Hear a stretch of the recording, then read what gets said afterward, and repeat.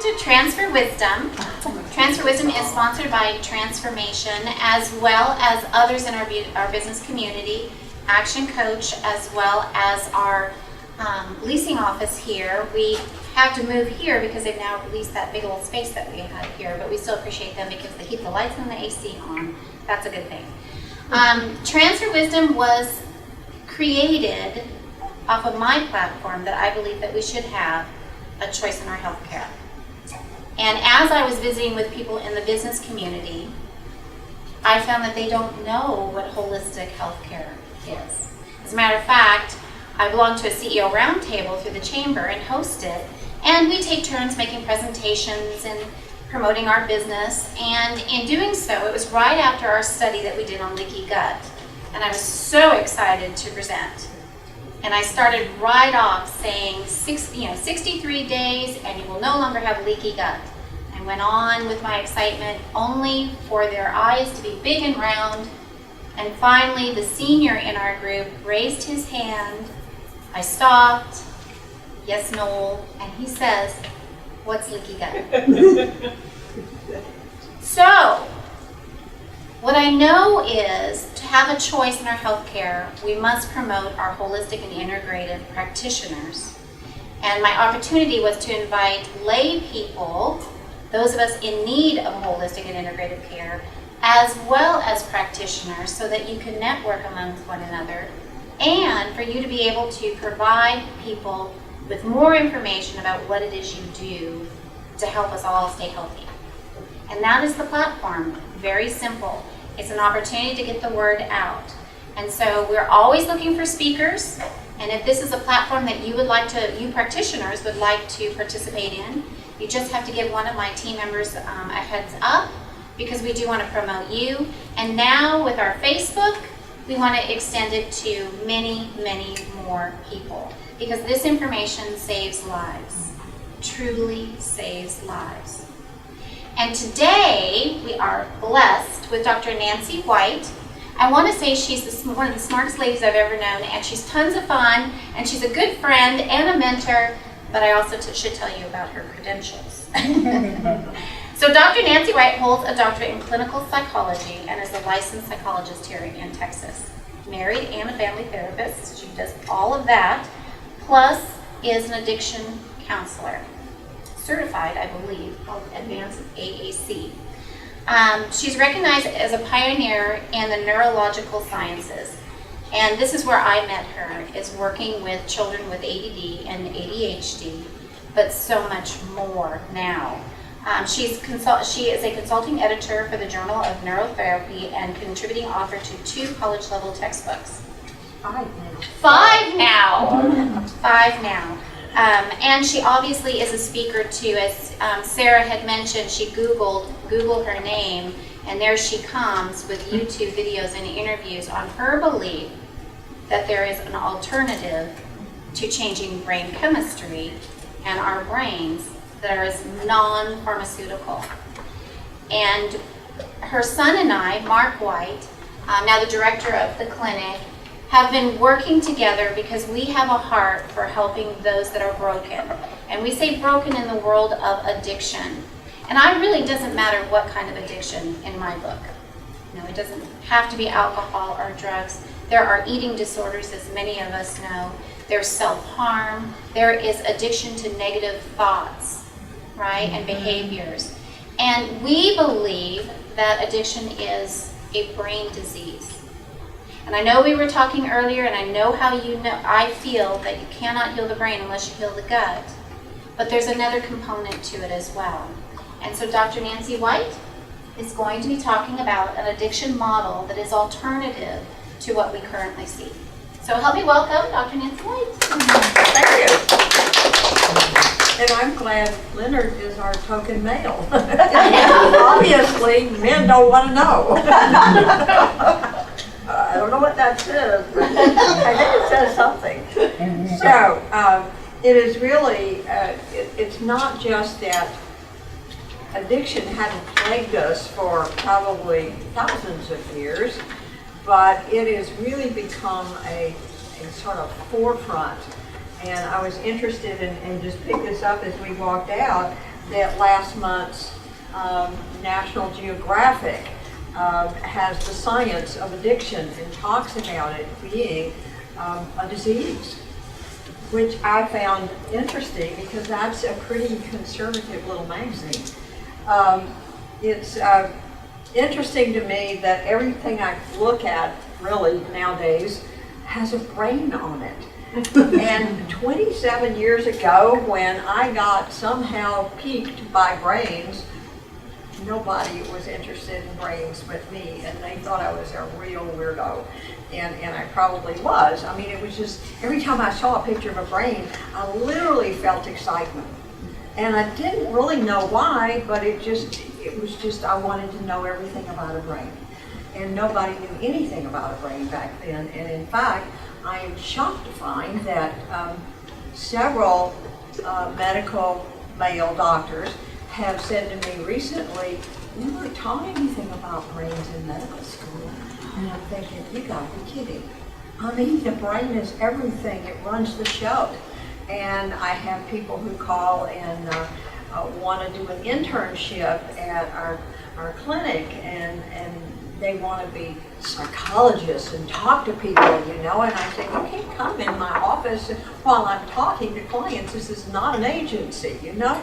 And I said, but we've got lots of things you can do to understand the brain better and to be able to incorporate that in what you do every day with people. And I think, you know, if you're going to be a therapist, you really ought to understand brains.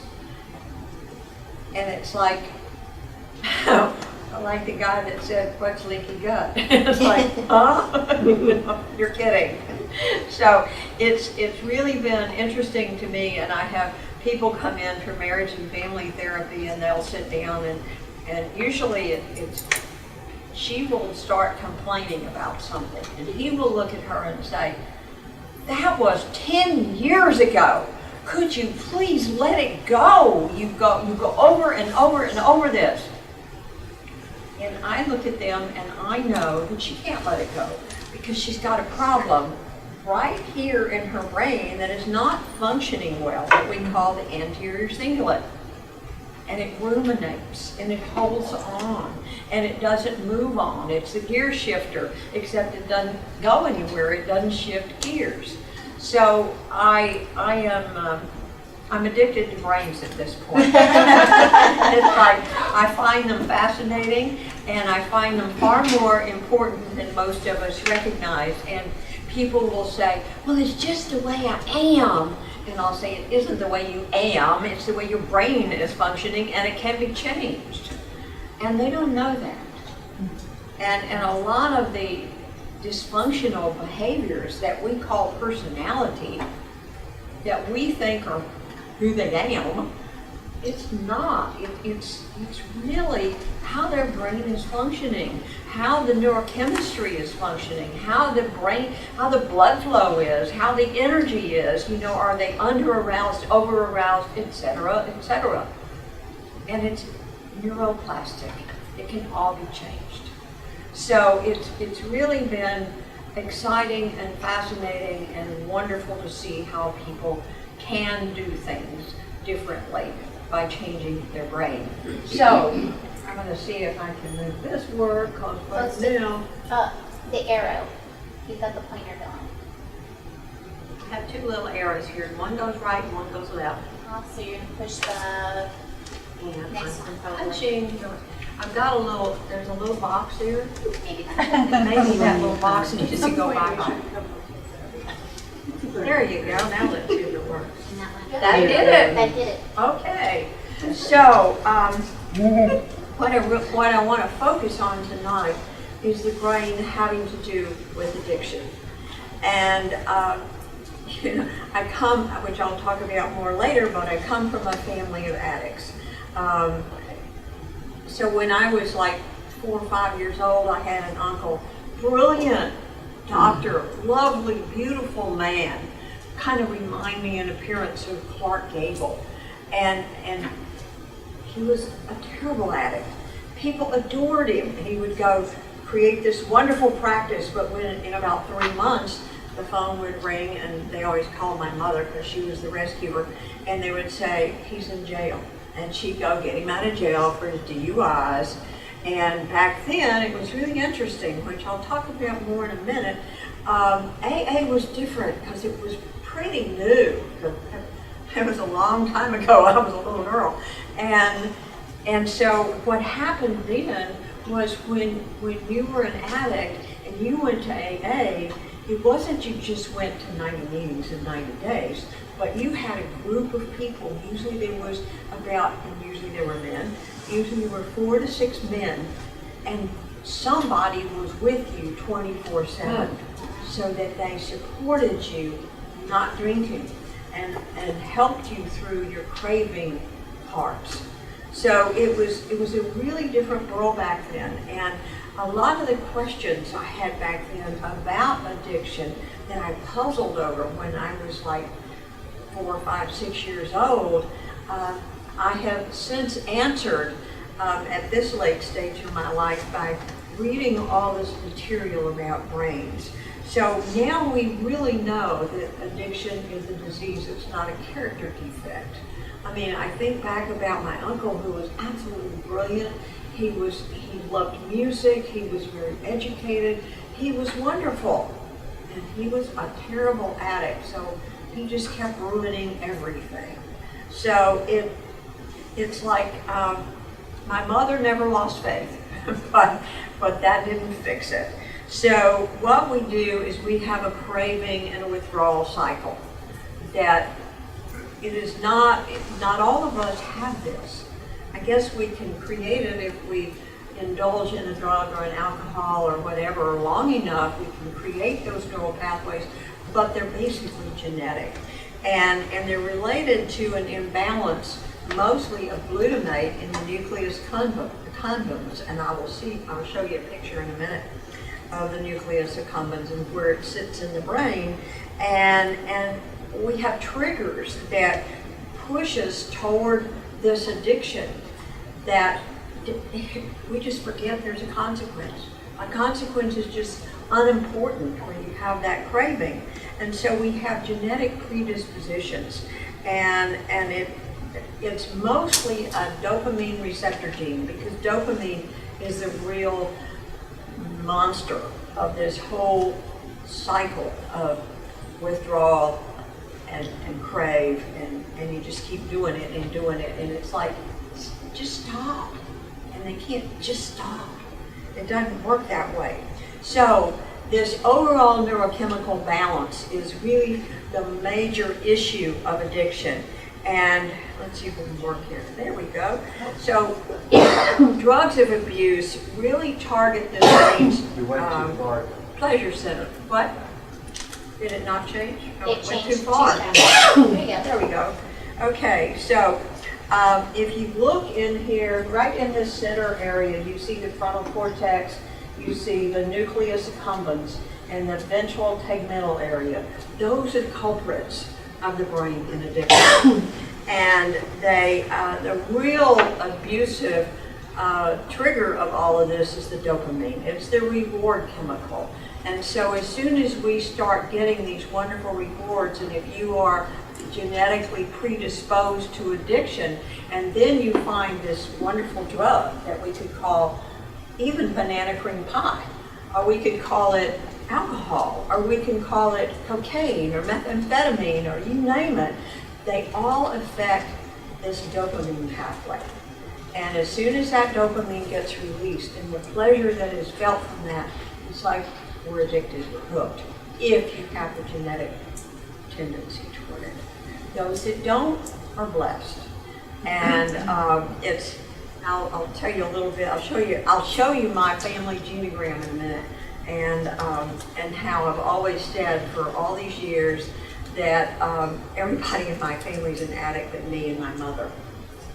And I'll tell you about that one in a minute. But you're addicted to the brain. Yeah, that's right. But you know what's interesting? I didn't get addicted to the brain until I was way up in years. I didn't ruin my teenage years. But it's really been interesting to watch all that evolve. And so what we got here, if I can do it again, let's see. There we go. All right, we have a reward pathway that's the road to addiction. And the alcohol and the opioids increase that cell firing in that ventral tegmental area, which you see that down at the bottom here. And it releases that dopamine production, and it makes it available to the nucleus accumbens, and the nucleus accumbens just loves that dopamine.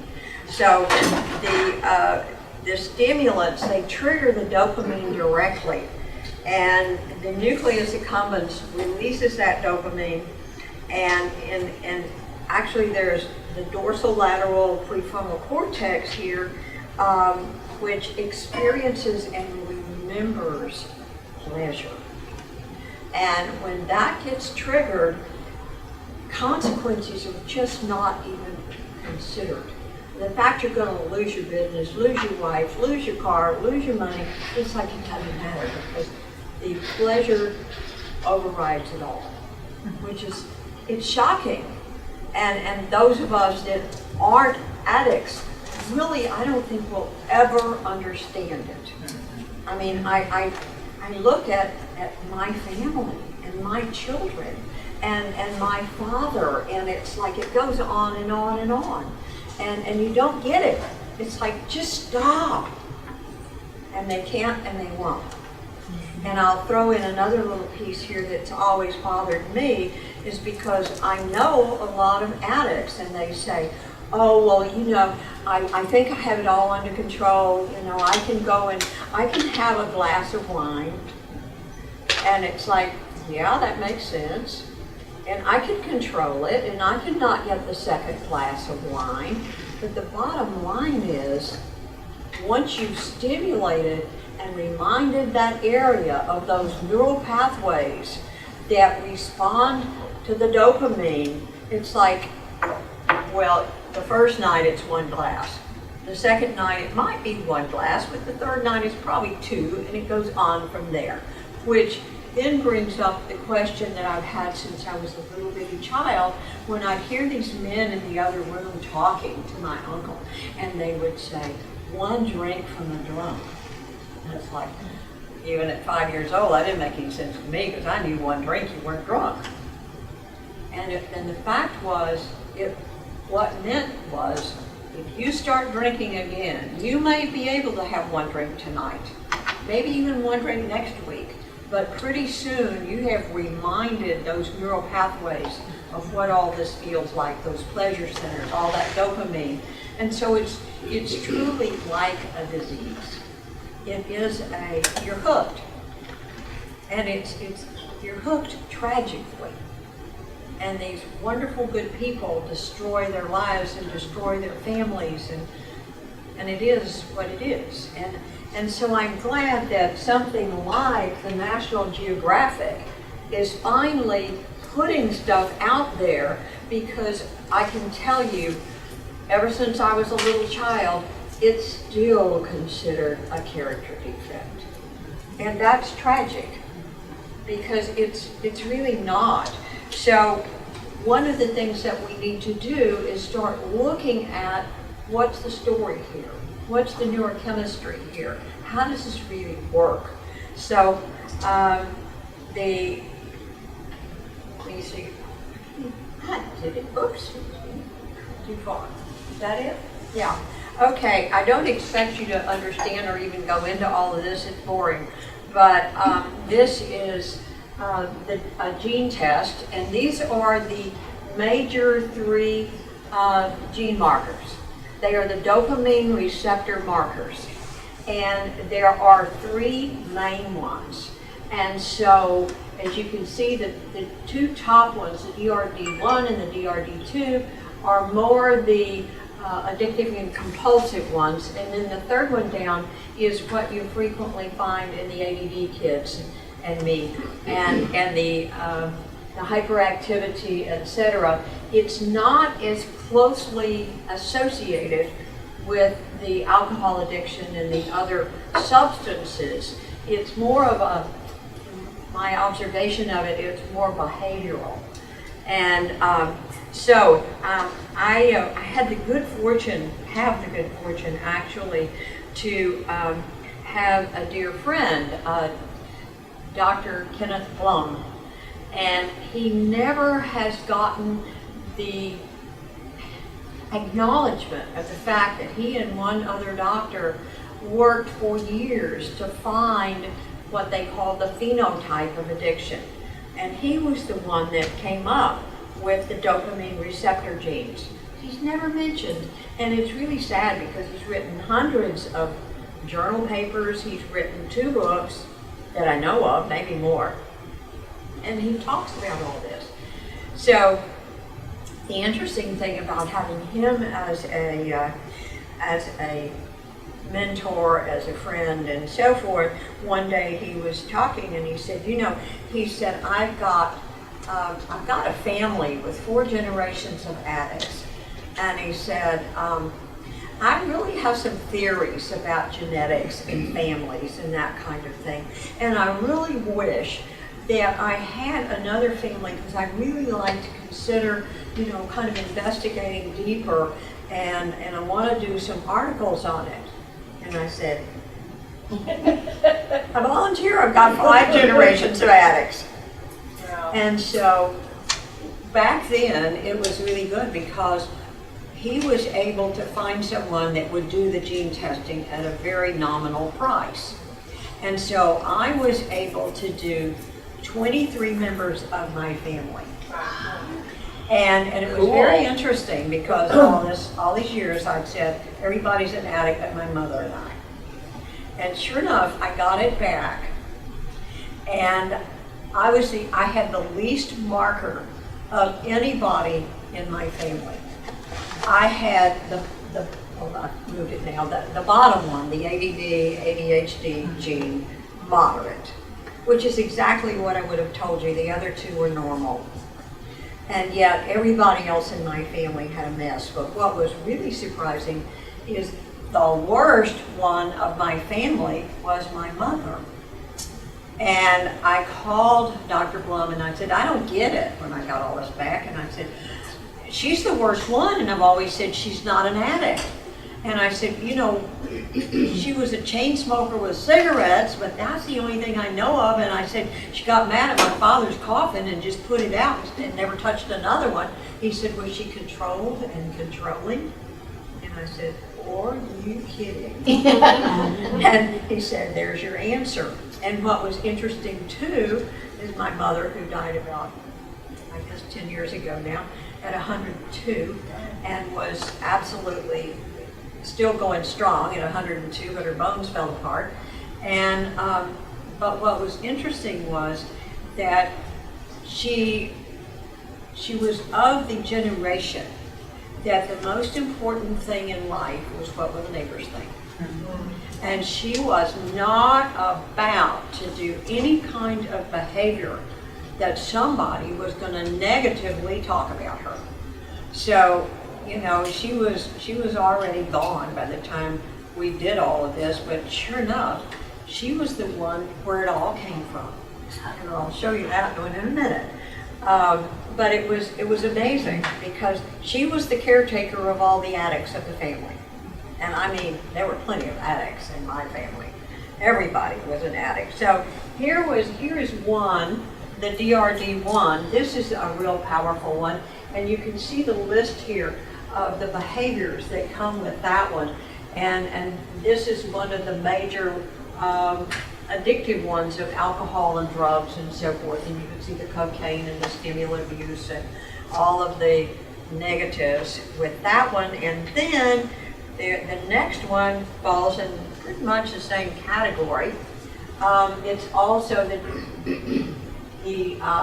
one that is more noticed with the ADD, the hyperactivity, etc. This is the one that I had moderate, where the other one, I was just perfectly normal with that one. So, let's see here. Here is the list of all the behaviors that come from that first one. And it's actually the first one and the second one, which I didn't put up here, didn't show. that you can see how everybody you've ever known that's an addict, you can find them up there in that screen. And I can certainly go through there and put initials by most of those behaviors from my own family. So it's shocking what is really associated with these genetic markers, and tragic because it's really where you got born. And you know, you didn't choose that one. And I really just feel so honored and blessed that I didn't have the mess that the rest of my family had. Now, it was a burden, it still is a burden on me, but let's see. Okay, so here's my family. And everybody in the family had the markers. And one of the things that Dr. Blum was interested in was the fact that he believed that if you had these genetic markers, you were more likely to attract someone that has the genetic markers. Then you're going to have children that have the genetic markers, and it just goes on from there. And that certainly proved to be the case. And I still just am puzzled over how fortunate that I was. So let me see here. All right. So what we're looking at here is what can we do about it? All this is interesting to know it, but we don't want to live with all these addicts. And yet it is what we're having to deal with, because most addiction programs do not look at this whole background of neurochemistry and genetics, etc., and they don't address it. And I can remember probably, let's say 27 years ago, I got interested in the brain, and one of the first things that I got interested in was a protocol that had to do with addiction and patients. And I, thought that everybody was gonna be, build this pathway to my doorway, because I had this wonderful new idea and thing and way of dealing with it. And so I go down to the Houston Council on Alcoholism, and this whole big room full of people, and I go through all this, and one more time it was like these eyes looked at me like, what's a leaky gut? What are you talking about? And I mean, I got no response in a room full of people that were either addicts themselves, and most addiction counselors are recovered addicts. So they were either looking at me from the point of view of an addict or the point of view of a counselor of addicts, and it's like, what are you talking about? Which was really, it was more than disappointing. It was very upsetting that here we have this enormous problem, and I certainly knew it was an enormous problem, because I tell people I know a lot about addiction. I think I got started getting programmed at conception. I mean, it was just unbelievable to me, the pain and the suffering and the destruction that I had seen in my family, in my life, and certainly around me and my patients and everything, and no one was interested. It's like, so they sit around and they talk about it. Well, you can't talk about neurochemistry and really change it. Maybe over time a little bit, but not very much. So I kind of gave up on the Houston Council on Alcoholism, and I've never really tried again to go there.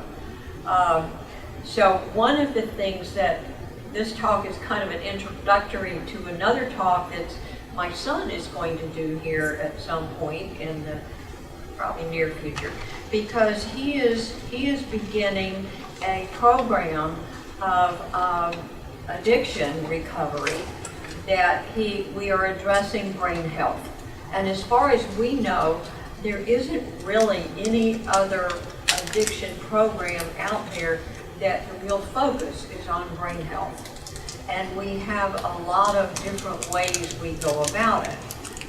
So one of the things that we're going to do is try to wake up the world and hope that they will begin to see that there are other ways of dealing with addiction in addition to 90 meetings in 90 days. Which I don't want to put anything down, because I think you have to address that emotional level of it, but you can't stop there. The emotional level, simply, why do you drink? To escape pain. Why do you drink? To celebrate pleasure. I mean, you can't get around it. It is what it is. So let's see, where are we now? So we are really working to normalize the neurochemistry, and we come at it from the idea of a whole person, and a whole person with a brain, and a whole person with a brain with neurochemistry that is creating enormous problems, both for themselves and their families and everybody else around them. So we are working to normalize those glutamate levels in the nucleus accumbens, and to normalize the dopamine levels, and to rebalance neurochemistry in general. And there are many different ways. Certainly,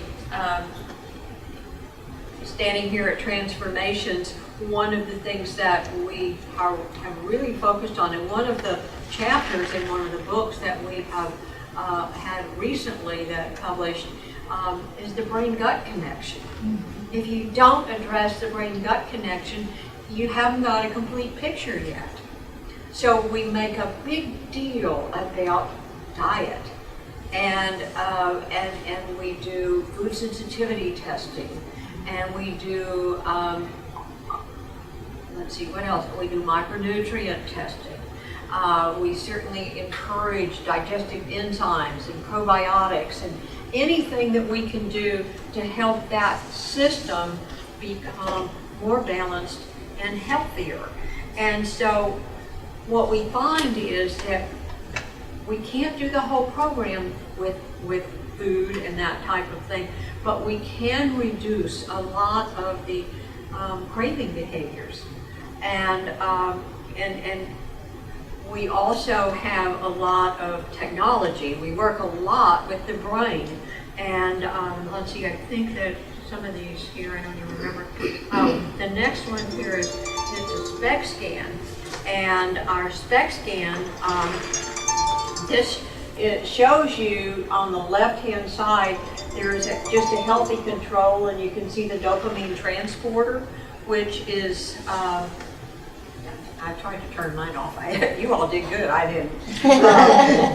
So we have the healthy control, and you can see the little red with the dopamine transporter, and then you've got the drug abuser. I think a methamphetamine abuser.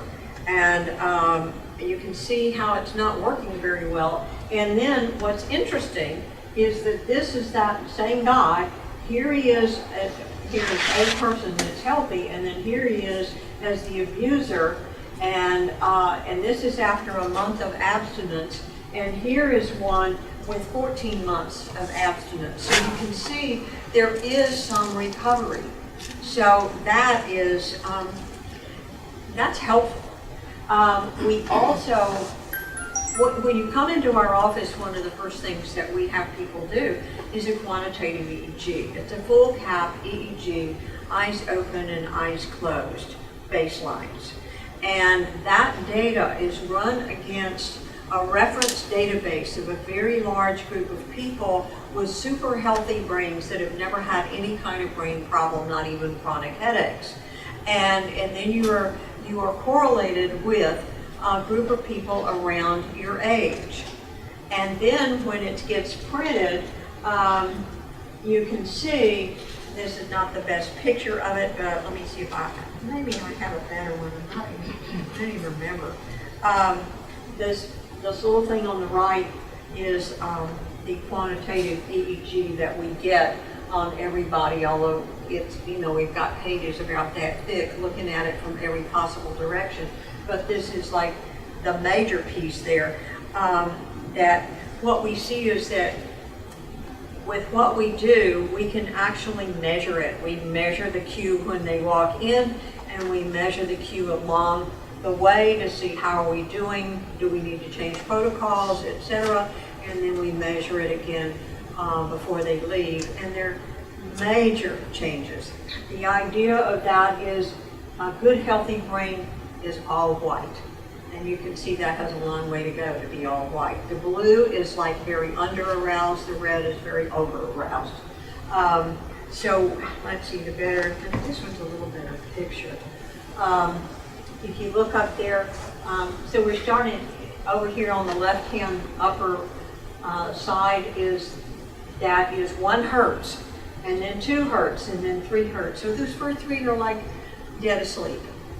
That's the delta, and then it goes into the theta, and that's the ADD kids and a lot of ADD adults. And then we go into the alpha, and then we go into the betas. And those reds are frequently seen with anxiety. When you have a lot of red over-aroused in the higher frequencies, you've got a lot of anxiety. And I find it, the word that comes to mind is offensive, that we are just shoving drugs down these people because it is not going to fix the problem. It's going to create other problems. And I get in trouble from time to time. In fact, one of the big psychiatrists here, I was told recently that I'd offended one of our patients because I told her that she would really do better if she got off all this list of drugs, and that if she did our program, it probably wasn't going to have the effect she wanted. So she didn't like that a bit because she wanted her drugs. She's probably addicted to them. And so she went to this big psychiatrist, and if I told you his name, most of you would know it. And, so I've got the reputation of being this real weirdo over there in that psychiatrist's office. And, Mark is offended by that. I am not overly offended. It's like, too bad. From a marketing point of view, he thinks that really sucks, but it's like, I'm sorry, Mark, I just have to tell the truth. I don't know any other way to do it. So, anyway, the longer you're an addict, the more messed up your brain gets. And so, and we don't have the row that shows what we call coherence, which is how the parts of the brain talk to each other, because that's how the brain functions, by talking to other parts of itself. And you can see with the red lines and the blue lines and so forth, some of them, it looks like spaghetti. And it's just that people will say, well, what's that going to create? And I'll say, it's not specific, it's functional. And you're just not going to be as functional as you're capable of being, or as intelligent as you are. And that begins to clear up. The beauty is that it really does clear up. So that has been really good. And then what we do is we look for things, particularly like amino acids, that are going to help balance the neurochemistry. We do the neuroscience, neurotransmitter tests and that type of thing. And that gives us a great deal of information, and I find that their technicians are very helpful in sort of understanding the system of it. And one of the supplements that is excellent and we all need to know about is the NAC, the N-acetylcysteine. The NAC it's a precursor for that glutathione, so it helps your immune system. But more than that, it really does make a difference in craving behaviors. And so anybody that comes in that's an addict really needs to be on a good bit of NAC.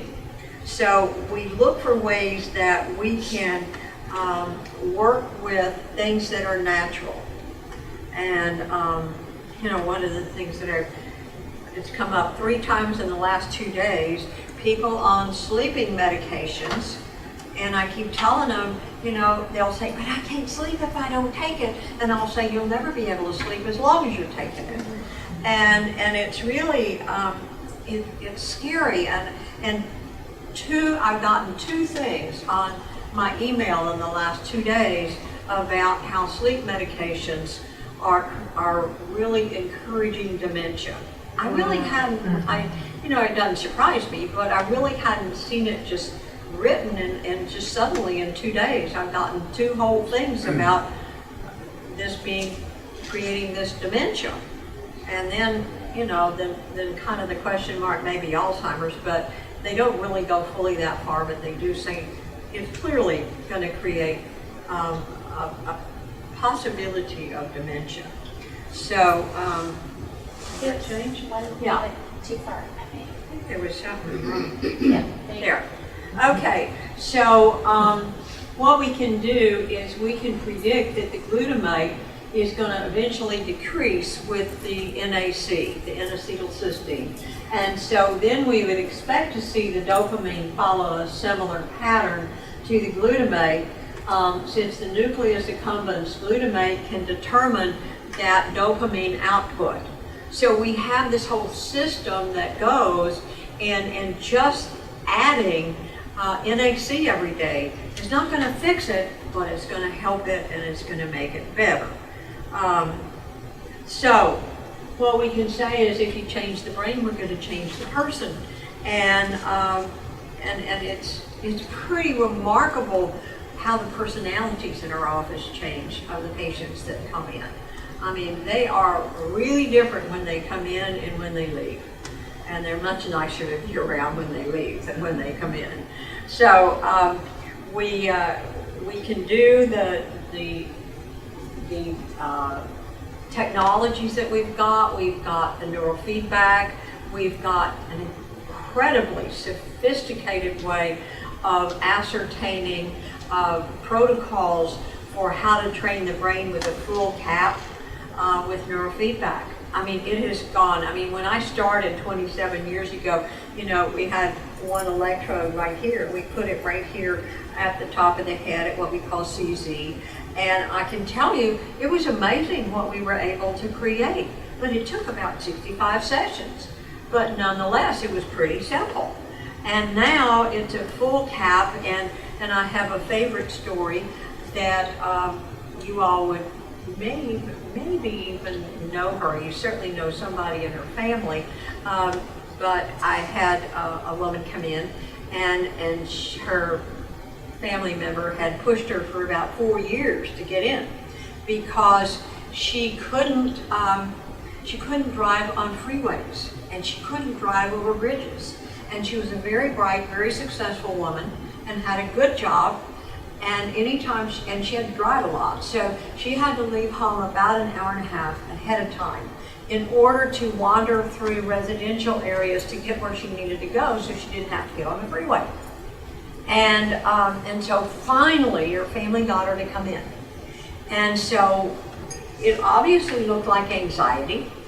So about half the time that she came in, half of our program, we trained her with anxiety. And it was when we had another clinician who had worked in the lab for 2 years with this particular type of treatment. And so my assumption was he knew a lot more about it than I did. And on that level, he did. And he left and went to another state. And so suddenly I had to look at it. And so we do this full cap on her, and there's this long list of what we call a symptom checklist that's built from research and this brilliant neuroscientist that creates the software. He studies all this, and when he gets particular areas of the brain that show up like in at least 3 different research projects, and he thinks the research is good research, those areas go in and they come on the symptom checklist. And so she comes in and she's been trained on anxiety, and she's better, she's much more calm, she's much more comfortable. She's still not driving on freeways and bridges. And I look at this symptom checklist, and for whatever reason, I see patterns. I'm always looking for patterns. And I look at this, and I'm thinking, vision, vision, vision, and I look over here, vision, networks, vision, and it's like, what's this about? And so I said to her, do you have a vision problem? And she said, no, I don't have any vision problem. And it's like, okay. I thought, okay, well, maybe there's something here I need to pay attention to anyway. So I chose the one that felt most right, and it was really more felt right because I didn't have any data to go on except that I had about 15 different things on the symptom checklist, and the network's checklist, it said vision. So we started training her, and we only had about two and a half, maybe 3 weeks more to go. And so at the end of that time, we had Ben, one of our clinicians, take Friday afternoon off, and they went riding. And they got in the car, and Ben was in the passenger seat, and she was driving. She got on the freeway, and she said, Ben, there are lines all down this road. He says, yes, ma'am. He's a military kind of person. He's always, yes, ma'am. Yes, ma'am, and you stay in those lines. Ben, that's amazing. Yes, ma'am. And then they go over a bridge. Ben, there's sides to this bridge. There's a railing there. Yes, ma'am. And you be careful. Don't you hit that railing. Okay. What happened was she had a visual perception problem. And when she got on those freeways before we trained her, this area, they call it Brodmann 18, right back here. It's part of the visual processing problem, and it's the part of the brain that sees edges and boundaries. And when she got on the freeway, there were no edges or boundaries. And she got on the bridges, there were no edges or boundaries. Wow. So she went into panic because it was like everything was like this. And she couldn't handle it. But she didn't know it, we didn't know it, but her brain knew it. It was amazing. And now she drives all over town, no big deal. Yeah. So the retraining activated that part of her brain that wasn't working? Cool. It was very specific to it, and don't ask me how it does it because that's a part, I'm not an engineer and I don't get how, I knew how we could train it on the surface, but I don't get how we're training it down and deep inside the brain. I don't get it. But we're doing it, and we've been doing it now for about 3 years, and it works. And to me, she was remarkable. And we've given her life back. She said, I haven't driven on bridges and freeways for 10 to 15 years. And I mean, her life was really restricted. Now, do you have any idea how that part got passed over, or? No, and you never know. Most of the time, unless they've had a head injury and they know they had a head injury and they can, you know, like we can even do what we call a coup contre coup injury, like you hit your brain here and the brain bangs over here and hits over here, and that's the contre coup. So, you know, there may be a problem there, and that may affect, this could affect the social area. You know, suddenly you don't want to go out and be around people and all because this is social. And you had this coup contre coup and you never even related it. So it's really pretty amazing how the brain functions. So we know that if we can change the brain, we can change the person, and that if we can change the neurochemistry and we can do all of this, that then we can affect addiction. That doesn't mean you're no longer an addict, because genetically and neural pathway wise and all, you are. But you can't go back and just say, oh, I can just drink a little bit, because the brain remembers. It's like, whoa, that was good, let's do more of that. So it doesn't work. So we do a lot with supplements, and I just did this list of, these are just some of the things that we do for brain wellness. And one of the things that we do that Leonard really understands better than I, and that is that 5-HTP with B6. It's the whole methylfolate thing, and I really can't explain it to you because I've never really fully gotten the concept of methylfolate. Dr. Merritt, who's our medical director, she's been talking to me about methylfolate and this methyl cycle and all for years, but it just kind of goes, I don't know why, it just doesn't work with me, with my brain. But what we find is that most of the people that have any kind of mood disorder or even addiction or whatever, they have probably got a methylfolate problem, and you really need to address that. So this is another just interesting story. This is a woman that I actually had years ago. She came in, her sponsor in AA called me and she said, I've got this sponsee that she's craving alcohol. Said she was dry for years, and suddenly she started drinking again, and no matter what we do, we can't get her to stop. She's got this huge craving. Do you think maybe you could do something? And I said, maybe, probably, but we'll try.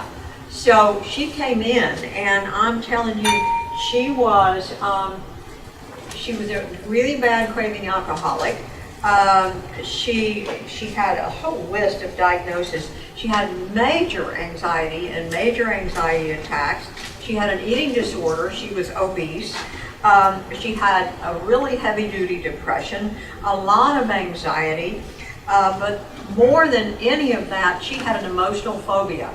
So it was when we didn't know as much then as we know now about addiction and our treatments and all that. But I was very comfortable in trying anything we had, because you were not going to get anywhere with talk therapy with her. Because as soon as you brought up anything that had any emotional content, she would either dissociate and you could just see her just go away, or she'd get up, literally walk out of the room and go away. And so we had to find a way to come around that emotional phobia. She had headaches, she had migraines, she actually had trichotillomania, and she pulled out all of her eyebrows and her eyelashes and her pubic hair. I mean, she was unbelievably dysfunctional. And a nice person, but a mess. And so we started in on this treatment, and as she got into it, I don't remember how many sessions she had, she realized she had been sexually abused by her father as an infant in the crib, and she literally re-experienced that. And it answered a lot of questions for her, because she'd always hated her father, who was a medical doctor, and she'd come from, obviously, a very addictive family. And when she started looking at her family genogram and her history, her mother had died of alcoholism, her father had dementia, but she hated him, and he was also an alcoholic. And she found out that her mother's brother had frozen to death on the front porch because he came home drunk and his parents wouldn't let him in. And it just went on and on. And we worked with her with all the tools we had, and she really got okay. She binged on food, etc. And so we did, back then we were doing a lot of, we don't do this much anymore just because it's time consuming and we know it works, but we did the MMPI, we did the Milan. And so this, let's see, yeah. The MMPI, when she started out, she was severe neurotic with an anxiety disorder, dysthymic disorder, and a schizoid personality. The Milan said she had an axis 1 of dysthymia, axis 2 of borderline personality disorder, obsessive compulsive dependent personality disorder. I mean, she was literally a mess. And after we finished our treatment, we redid these, and she just came with a personality disorder without anything else there, and a psychoactive substance abuse disorder, which she definitely had. And all the list of personality disorders were just listed as histrionic. And it was interesting because the histrionic we saw as a real gift, because histrionic meant that she was much more emotional than she'd ever been, and for someone that was totally emotionally phobic when she came in, we saw histrionic as a positive. And the other one that she was high in at the very end was narcissistic. And one of the things that I noticed about the Milan is it really puts you into a dysfunctional category and assumes that you've got a lot of problems. And so a lot of the characteristics of a really well-functioning adult. If you list them as characteristics, they sound like maybe they're narcissistic. You know, I take care of myself. Well, they think that's narcissistic, you know. So I had the opportunity of, she invited me when she told her story in AA about 5 years later, she invited me to come. So I had the opportunity to see her and actually at that time ask her if she'd come in and redo the testing again, and she did, and it had helped. So all of these are just lines of the Milan and the MMPI. And so what we do is we're treating the whole person. And it doesn't matter whether you've got a traumatic brain injury, or you've got addiction, or you've got depression, etc. We have a full program where we address all levels as much as we can, and as much as you're willing. We address the levels of health and nutrition and brain function. And certainly at the top of the list, I would put brain function. So to me, Tamaras Formula for brain longevity are going to include a very individualized program with a lot of nutritional supplements and programs, and yes, we do the talk therapy, but that just kind of goes along adjunctively. That isn't the focus.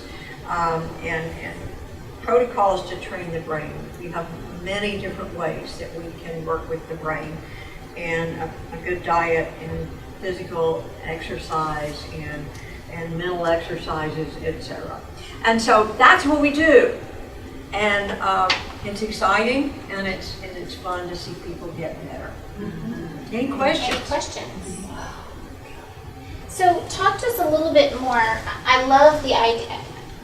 We talk about our physical fitness and exercising, and we talk about nutrition, but the idea of exercising the brain and looking at the brain as the brain health, talk to us a little bit more about what that means, especially with, we all have patients that get stuck, and this is a great place I know to go to on repeating the same habits, or not being able to break away regardless. So how are you stimulating the brain? What does that mean? Good question. We have a new technology, and I say new, after 27 years, 7 years seems new. But it's a new technology called the Nexalin, which is a transcranial electrical stimulation. And by electrical, it's a frequency that you can't even feel. It's hardly more than your battery in your watch. And it puts in a frequency into the brain. It resets the hypothalamus in the brain. And I can tell you the hypothalamus is far more important than you were ever taught. It's not. Can anybody do that? Huh? Yeah. That sounds like fun. It is. In fact, this afternoon, for whatever reason, I managed to wake up at 5 o'clock this morning, and I didn't go to bed till late, so I had not had enough sleep. And so I thought, I can't go talk to people. My brain is like fuzzy. And so I went in and did the Nexalin, which is the name of the technology. And it's very good for the immune system. In whatever way, it rebalances a lot of the neurochemistry. The first year we had it, we would do it as a standalone because we wanted to see what the Nexalin did. Now we combine it with everything else that we do. And that's sort of our foundation when people come in and they do the quantitative EEG and the IVA, which is a computerized test of auditory and visual attention. And we do a whole, what we call an FAQ, which is functional assessment questionnaire of symptomology questions. We worked with a doctor that said, don't treat symptoms, find the cause, but the symptoms will probably take you to the cause. So we do all of that, and then we start with, we ask people to do 10 sessions, one every day of the Nexalin. About 5 sessions, we start adding other things to it, but our program is totally individualized, with the exception of the fact that everybody that has a hypothalamus, which is everybody, the homeostatic frequency of the hypothalamus is 77.5 hertz, and that's, if you're human, that's it. And so that is not individualized, that's just what is. And then we add to that all the full cap training where we, and I can't tell you what's going on in there, but we can put the program into the computer and tell the computer what we want to do, like in this woman with her visual processing problem. The computer software knows how to do it. It's gotten way beyond my brain's comprehension to it. And these are the engineers that, it's amazing to me what they've created. So it is literally training that brain with those protocols, and then about every 8 sessions we do another quantitative EEG and get a whole new symptom checklist, and then give them another protocol and go through that. So that is, we have a program of 25 sessions. 25 sessions doesn't mean 25 treatments. It means every time you walk in our office, we call that a session. And you may get one thing, you may get 2 things, you may even get 3 things sometimes. We have another technology called Neurofeedback, which is an electromagnetic therapy, and put this little cap on with little magnets. I don't understand how that works either, but it works. And that's pretty amazing. We even have an ocular light therapy that really got me started with the brain about 30 years ago. And it is, it's pretty fascinating because again, light comes in the eyes, goes down the optic nerve, and goes to the suprachiasmatic nucleus of the hypothalamus. So the hypothalamus gets itself involved one more time. And this optometrist, who had been the president of the School of Optometry, created this, but he was ahead of his time. And so he was not very successful as far as marketing it, because everybody, like they thought I was crazy, thought he was crazy too. And so he didn't sell many, so his backers pulled all their money, and so he couldn't do that. So it was interesting. I was going through, oh well, I've always been a little ornery, even from here. So I was going through the internet looking for something, and this thing pops up, and it talks about chronotherapy, and I'm thinking, what is chronotherapy? So I start investigating, and here's this machine that it looks like a really crude version of what I've got, and I go, where's this coming from? This looks like a light machine. And I go, and it's Columbia Medical School. So apparently the medical world is beginning to wake up again. I mean, you know, we used to use light and color several thousand years ago with the ancient Egyptians and so forth, and now they're beginning to see it might have some merit. So it's that, and we do a lot of testing, and we do a lot of nagging, and that's kind of our program. Mm-hmm. Do you recommend people doing things at home? Do you give them anything to do at home? Not At really. all? No?